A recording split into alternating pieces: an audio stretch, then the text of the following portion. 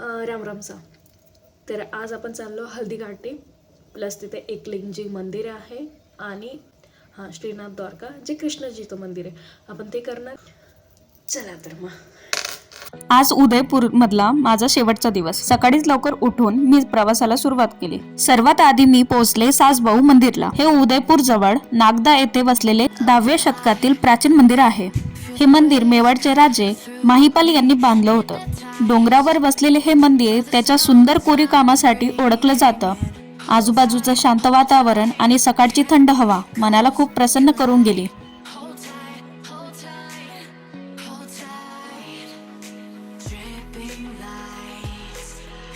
नाव जरी सासभाऊ असलं तरी हे मंदिर प्रत्यक्षात सहस्त्रभाऊ म्हणजेच भगवान विष्णूंना समर्पित आहे.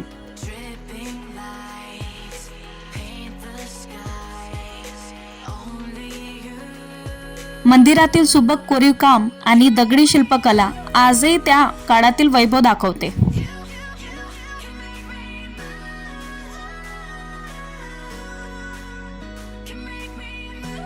मी आले सासभाऊ टेम्पलला.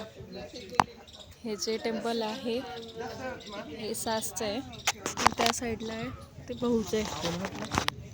त्या अंकलनी म्हटलं होतं सासभाऊ टेम्पल. खूप सुंदर टेम्पल आहे आणि खूप छान असं एकदम दगडात कोरलेल्या अशा मूर्त्या आहे. आणि हे बघायसाठी, आपली कलाकृती बघायसाठी इंडियाची हे असे फॉरेनर्स लोक मिळतात. आणि सहसा जास्त फॉरेनर्सच आलेले आहे. 90% फॉरेनर आहे. 90%.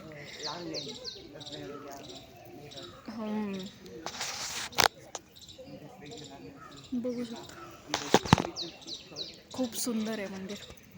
उदयपूरला नक्की आले तर नक्की या, सासभाऊ मंदिर नक्की पहा. तिथून पुढे माझा प्रवास झाला एकलिंग मंदिराकडे. भगवान शिव यांना समर्पित असलेले हे मंदिर मेवाडच्या इतिहासाशी घट्ट जोडलेले आहे. या मंदिराची स्थापना बाप्पा रावल यांनी 8व्या शतकात केली. मेवाडचे सर्व महाराणा स्वतःला एकलिंगनाथांचे दिवाण म्हणजेच सेवक मानतात. जय एकलिंगजी. मी आता एकलिंगजी टेम्पल आहे. टेम्पल खूप सुंदर आहे. आतमध्ये मोबाईल अलाउ नाही आहे, त्यामुळे मी बाहेरूनच हा व्हिडिओ दाखवते. आजही हे मेवाडचं श्रद्धेचं आणि परंपरेचं प्रतीक आहे. यानंतर गेले नाथद्वारा मंदिर. हे श्रीकृष्णांच्या श्रीनाथजी रूपाला समर्पित आहे. 17व्या शतकात मुघल आक्रमणापासून श्रीनाथजींची मूर्ती सुरक्षित ठेवण्यासाठी वृंदावन मधल्या सिंघाड गावातून इथे आणली गेली आणि प्रभूंच्या इच्छेने नाथद्वारा हेच त्यांचं कायमचं स्थान बनला. नाथद्वार म्हणजेच प्रभूंचं द्वार. आध्यात्मिक प्रवासानंतर मी पोहोचले हल्दीघाटीला. महाराणा प्रताप यांच्या शौर्याची साक्ष देणारी ही ऐतिहासिक जागा आहे. इसवी सन 1576 मध्ये झालेल्या युद्धात महाराणा प्रतापांनी आपल्या स्वाभिमानासाठी लढा दिला. हे युद्ध महाराणा प्रताप विरुद्ध मानसिंग यांच्या नेतृत्वाखाली लढलं गेलं. संख्येने कमी असून सुद्धा महाराणा प्रतापांनी अपार शौर्याने मुघल सैन्याला तोंड दिलं. या युद्धात महाराणा प्रतापाचे विश्वासू घोडे चेतक यांनीही अतुलनीय पराक्रम केला. या ठिकाणची माती हळदीसारखी पिवळी असल्यामुळे या जागेला हल्दीघाटी असं नाव पडलं. संध्याकाळी मी भेट दिली बागोर की हवेलीला. इथल्या म्युझियममध्ये राजस्थानी जीवनशैली, पारंपरिक पोशाख, शस्त्रास्त्र आणि संस्कृती खूप सुंदररीत्याने मांडली गेली आहे. बाजूला गंगोर घाट आणि समोर लेक व्ह्यू आणि हा सनसेट. Perfect memory. बागोर की हवेली 18व्या शतकात अमरचंद बडवा यांनी बांधली होती. नंतर ही हवेली मेवाडच्या राजघराण्याच्या वापरात होती. आज ही हवेली म्युझियम म्हणून प्रसिद्ध आहे, जिथे राजस्थानी जीवनशैली, लोककला, पारंपरिक वस्तू जपून ठेवलेल्या आहेत. घरच्या पगड्या इथे पाहायला मिळणार आहे. गुजरातच्या, राजस्थानच्या, महाराष्ट्राच्या पण आहे.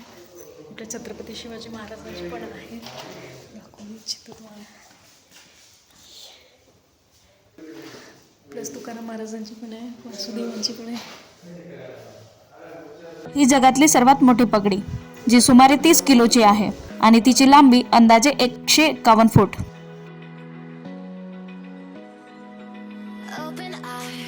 यानंतर पाहिला बागोर की हवेलीचा सांस्कृतिक कार्यक्रम. हा राजस्थानी लोकसंस्कृतीत जिवंत ठेवण्याचा एक प्रयत्न आहे. तर पारंपरिक नृत्य प्रकार जसं की घुमर, कठपुतली नृत्य आणि लोकसंगीत सादर केलं जातं. कार्यक्रम राजस्थानच्या समृद्ध संस्कृतीचं दर्शन घडवतो आणि हा कार्यक्रम पाहिल्याशिवाय उदयपूरची ट्रिप पूर्ण होत नाही.